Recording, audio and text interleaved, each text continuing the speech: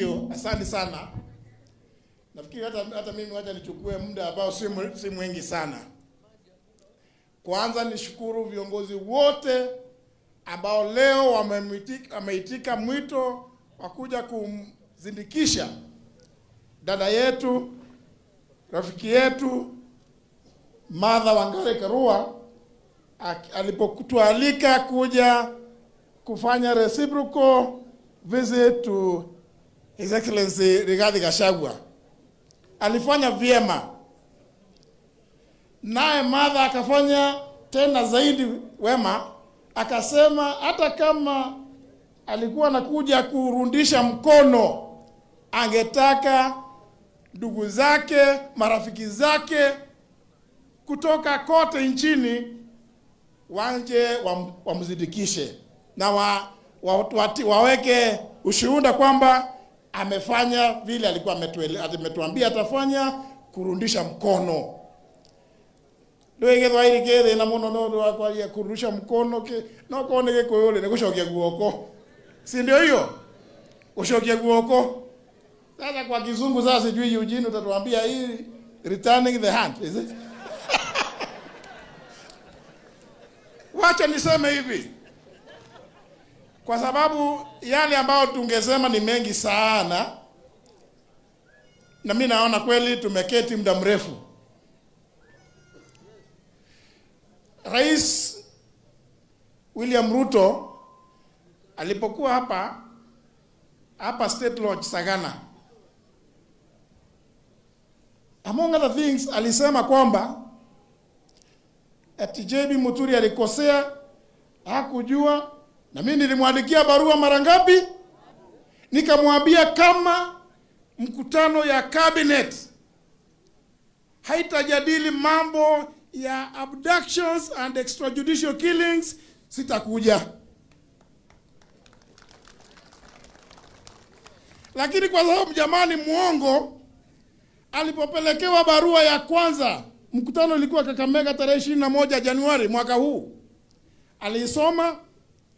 Mwenye kumpelekea aliniambia aliona kama yeye alikuwa anatafuta pahali anaweza kutorokea chini, kwa sababu aliona kama yeye mwenyewe anaweza kukuliwa, kwa sababu mwenye kupeleka alikuwa amesoma content.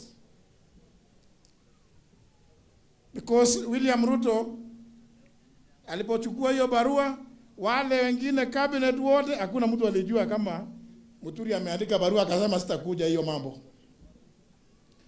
Akaita mkutano wa pili mwezi tarehe 11 Februari. Tarehe 10 mimi nikamwandikia barua, nikamwambia ile maneno nilikuambia Januari,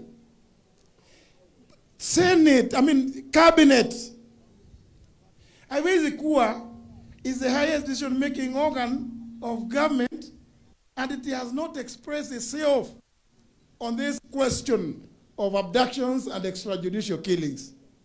Ruto kupokea barua tena, hata wenzake wa cabinet hakuna mwenye anajua kama niliwaambia sitaenda na sababu. Na nikamwambia kwa hiyo barua, hata kama ulipokuwa challenge na Raila kule Homa Bay on December 27th, uliapa atutamaliza mambo hizo za abductions na extrajudicial killings. Kama rafiki yangu Eugene huko ako hapa, of course hata siulizi dadangu Martha na Dr. Kalonzo Musyoka. Sasa hii maneno hata sijui kama inatakiwa kupelekwa kotini. Si tunajua nani alisema atamaliza. Kwa hivyo nani alikuwa anafanya hiyo mambo? Nikamwambia cabinet is for jadiliana haya mambo. Ni kumaanisha hata cabinet unaivuruta iko part of that cover up. Na vijana wetu ni wengi wameuawa, wengine mpaka wa leo tujui wako wapi. Relatives, parents are grieving. Nikamwambia Rais Ruto, hili si jambo rahisi. Hao wazazi, mimi nilikuwa na bahati nilikuja kwako, ukaachilia, ukasema ukapigia Nurdin na kijana wangu akaachiliwa. Nurdin alisema Your Excellency in 1 hour atakuwa ameachiliwa. Na kweli within 1 hour alikuwa ameachiliwa. Sasa dadangu Martha, ndugu yangu Stephen Kalonzo Musyoka, ndugu yangu Eugene, wanasheria wakuu, do we need to go to kweli wa Kenya? Hilo ndilo swali nilikuwa nauliza, na nilikuwa naiweka at his doorstep, at his doorstep, sorry. Kwa sababu nani amefanya hiyo maneno? Alafu ati anasema watu wakikutana wakuwe na agenda ya kuambia watu ati yeye atakuwa ataongea yake, iko mtihani itakuwa ikifanywa, ati watu watajua ati ameweka hospitali, amejenga manyumba. Ni kazi ya national government kujenga manyumba? Na Wakenya, mimi nataka kutoa mjadala leo. Tuacheni governors, ndugu yangu, rafiki yangu Kahiga. Hii mambo watu wanajifanya ati kila siku, hata nimeona rafiki yangu Kang'ata ati ameenda kotini ati mpewe pesa ya kupeana basari kwa watoto. Hebu niulize. MCA anasema anapeana basari. MP from the 290 single member constituencies anapeana basari. Woman rep anapeana basari. Governor anapeana basari. Minister anapeana basari. President anapeana basari. Wapi formula ya kupeana hizo basari? Why are we reducing ourselves? Ruto has made himself an imperial president. Watu hawa wakienda pale kwa kupiga magoti. Governors, tafadhali, don't go to beg that person. Mtu mmoja ati mkienda pale ati governor mkienda, tafadhali tungetaka tupewe. Kwani ni tafadhali? Si katiba inasema mpewe?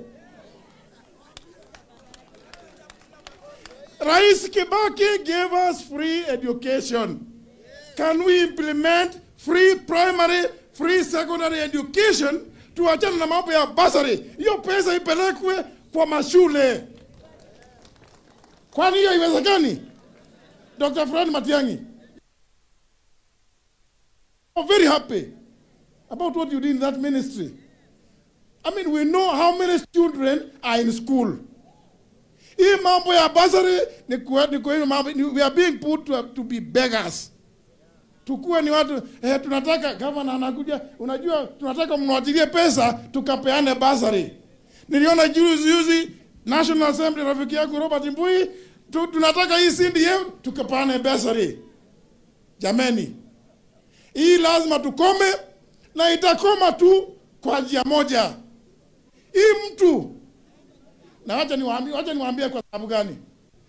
Ruto ako na bahati kubwa sana, kwa sababu he is the only person who rose to be a deputy president or second in command in this Kenya who ascended to the presidency.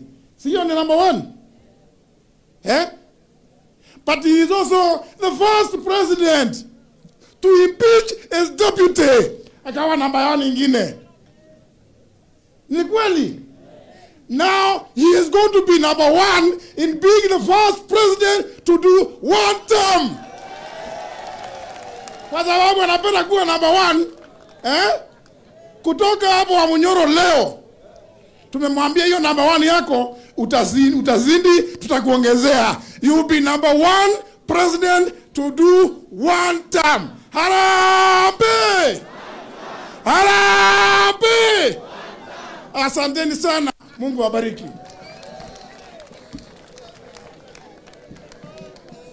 Aya, wacha